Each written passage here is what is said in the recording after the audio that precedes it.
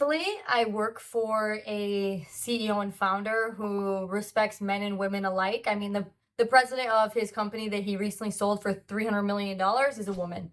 Started with him as his bank teller, now a woman within the organization. And so I don't have any issues within the workforce. They treat me as an equal to, I'm the first woman manager within Bet Diva Consulting, and they didn't make me that because I was a woman. They made me that because of my results, right? So naturally in the workforce within Valuetainment and Bet Diva Consulting, I never really come into that.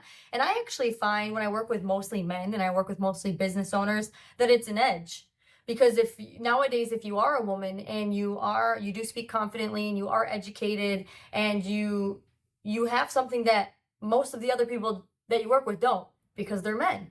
So there is a level of uniqueness. I think there is an edge to it. Now, that doesn't mean that it doesn't come with some different situations. Like when I do work with mostly men or I do have them on my team, I have to be cautious. And it's not from the fact that I don't trust those individuals, but you can't, you do have to be cautious doing one-on-ones or being in certain areas, not because of the person, but the perception and just knowing naturally, biologically, men and women, right? So there are different, you have to operate differently. But I think nowadays, there's so much put on like, oh, women, the only glass ceiling that I see is the one that you put in front of yourself.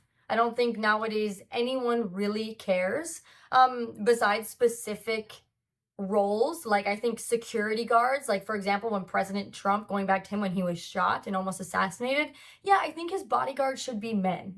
Because when it comes to physical activities, if you were just to do the best out of the best because of biology, men should be fitting those positions. Outside of that, I don't think that I think the only stigma and the limitation is put upon the individuals or society because they want to make women feel more inferior. But I'm grateful to be in a role and in an environment where I don't feel that at all.